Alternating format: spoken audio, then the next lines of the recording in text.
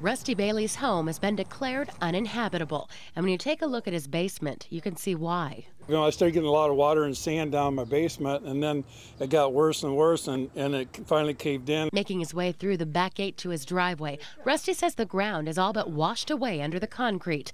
None of this covered by home insurance or flood insurance. If the government can't help you, where are you going to go?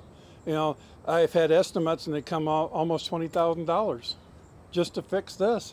And I've lived here 34 years, you know, and it's like, this is my life, and I don't want to give it up. And there's a great divide when it comes to federal assistance.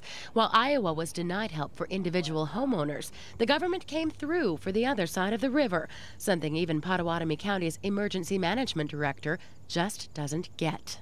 You know, in terms of just destroyed homes and reported damage, you know, we actually have higher numbers in Pottawatomie County alone than the entire state of Nebraska. Part of the problem, he suspects, has been trying to get a thorough documentation of damage for FEMA, with Western Iowans still in the midst of an active flood fight. And it's a little tough for us to take folks off of the levees where we're trying to, you know, save the city and ask them to go in and inspect basements. Rusty's basement will eventually be counted along with others flooded out in last week's storms as river-filled sewers spilled over.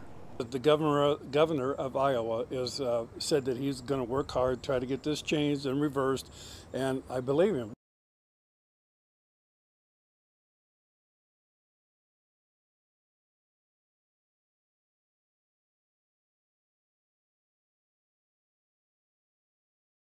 Levee patrols continue. A reminder, we're not out of the woods yet. We're going to be above flood stage for, you know, probably almost another month still.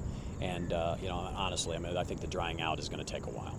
Last week's storms didn't help, adding 3 feet of sludge to Rusty Bailey's already flooded and collapsed basement. When we had those 2 storms come through, the storage sheds got wet, so a lot of my furniture got soaked. But the most recent damage actually helped Iowa's appeal for flood aid. It provided more documentation of losses due to overflow from the river-flooded sewers. I mean, obviously, we can't be making any promises, but I know that at least at the local level, we're working very hard to make sure FEMA's got the information to make what we think is a rational decision, and we're very optimistic they're going to change their tune. A decision is expected soon, even though FEMA is dealing with another 100-year event, Hurricane Irene, one that's drawn much more national attention than what's happening on the Missouri. When you're in the Midwest and what, you know, they consider flyover country, I think it's a little tough to get attention sometimes, you know, from some of those big federal agencies. But when you're sitting here in your own backyard and the government says, no, we're only going to help the business and the farmers, and not the residential people. Rusty is understandably frustrated, faced with $20,000 in repairs he can't afford. House insurance won't cover us, and flood insurance will not cover this. And so where do you go? But he's holding out hope FEMA will come through so he doesn't lose his home of 34 years altogether.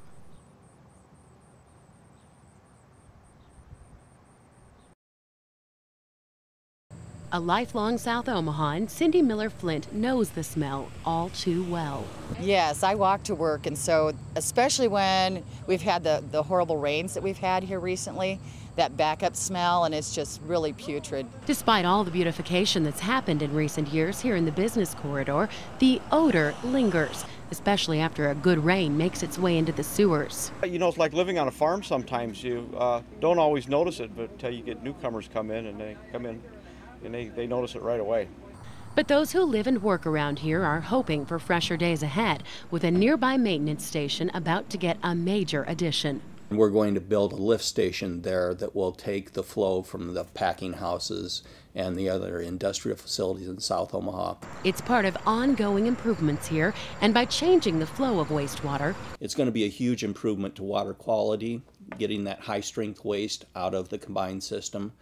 But also by taking it in a closed, dedicated line to the treatment plant, it should reduce odors in the neighborhood. The latest project comes with a nearly $10 million price tag, but bringing it into our plant in a dedicated fashion will allow us to handle it in a concentrated form and be more efficient in our treatment and save money. So it's kind of a win-win-win. This longtime area businessman couldn't agree more, saying it's city money well spent. I think that is a great idea. I think that'll make us South Omaha people very, very happy.